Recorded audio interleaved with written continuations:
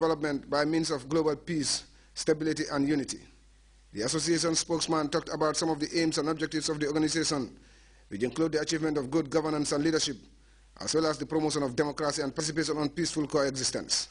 He also revealed that this is the first General Summit of the Young African People's Association, talking particularly about African peace and unity since its registration in 2012.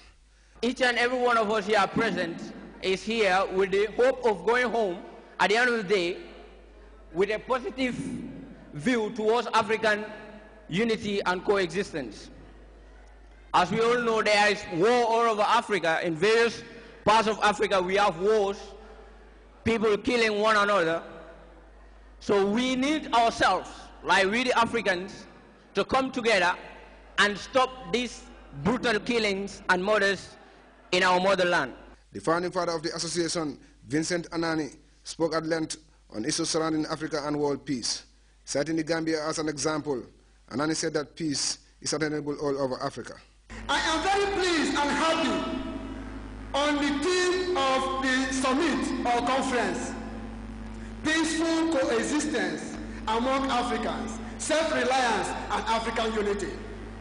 It touches my heart that the young African people have thought it wise to pursue peace and unity among themselves.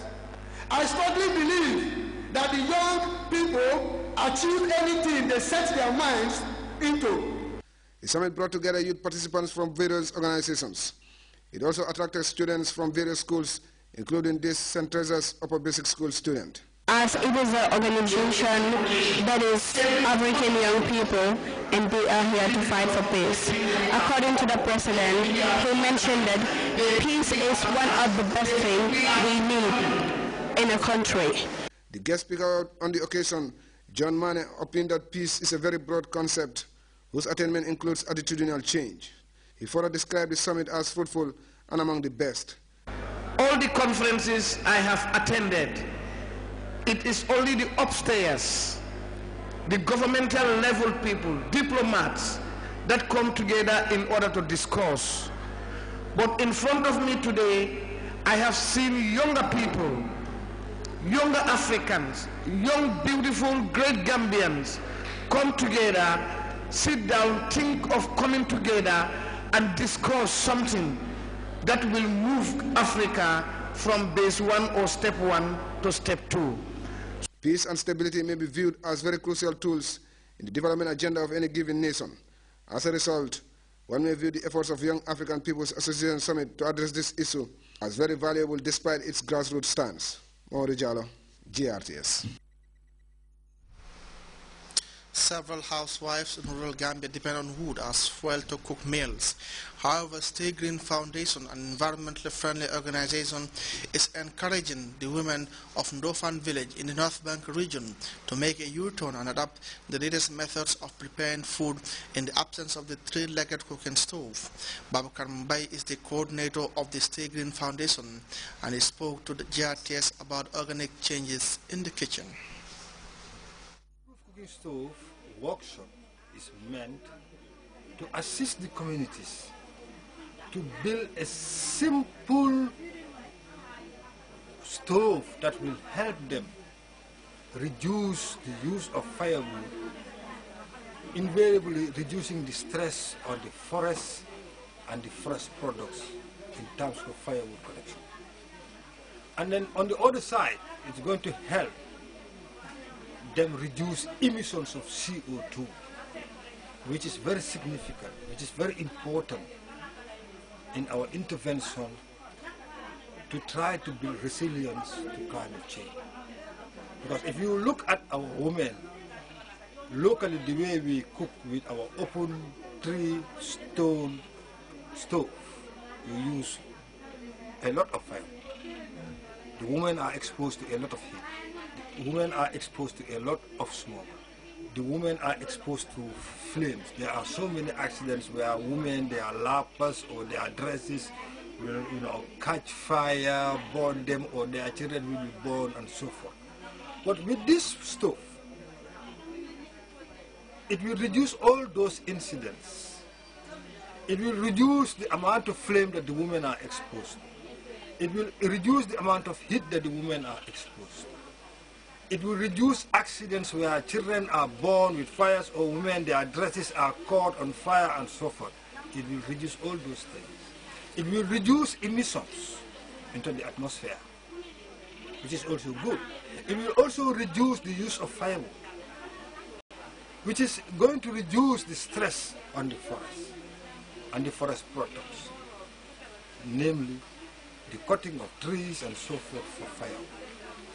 And if you look at the stove, there is nothing expensive about it. Everything, all the materials required are local. All that you need is mud and grass. You mix them, then you build your stove. Babukar Mbai, coordinator of Stay Green Foundation there, talking about the latest cooking stove being promoted and popularized.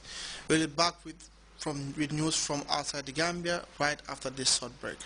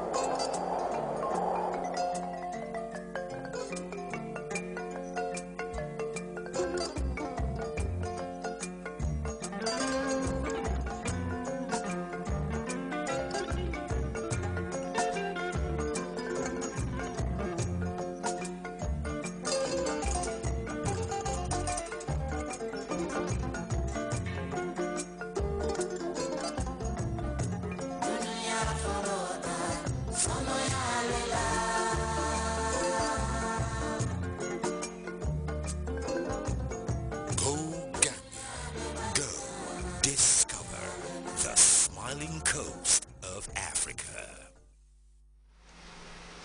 Welcome back. China's new top leaders have wrapped up the country's National People's Congress with words of resolve and optimism. In his closing remarks, President Xi Jinping promised his government will pursue what he called the Chinese dream. China's #2 told international journalists his top priority is economic stability. We have more in this CNN report. By the National People's Congress, China's legislature in its annual session with pomp and ceremony inside the Great Hall of the People. Taking the center stage is Xi Jinping, China's new president and commander-in-chief of the People's Liberation Army. He was already installed the Communist Party chief 4 months ago, so this completes the handover of power from Hu Jintao, who is retiring, to 59-year-old Xi Jinping. Xi called for the realization of what he called the Chinese dream. To realize the Chinese dream of great renaissance means to build a strong and prosperous country, rejuvenate our nation, and push for the well-being of the people. Experts say Xi faces many tough challenges. They have to deal with some of the very tough, issues about party and government official corruption. They have to deal with severe inequality issues. They have to deal with environment issues, balance of growth issues, transforming China's economy to a more domestic consumption-based model, more competitive economy. Foreign policy-wise, they're facing a lot of pressure in surrounding areas. How Xi handles these issues will set the tone for China's 1.3 billion people, a theme also addressed by China's new premier, Li Keqiang, in a press conference at the end of the Congress. China has more than 1.3 billion people. China still has a long way to go to realize modernization. We need long-term peaceful conditions in the world.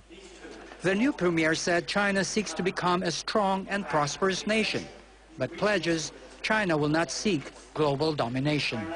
Jaime Flor Cruz, CNN Beijing.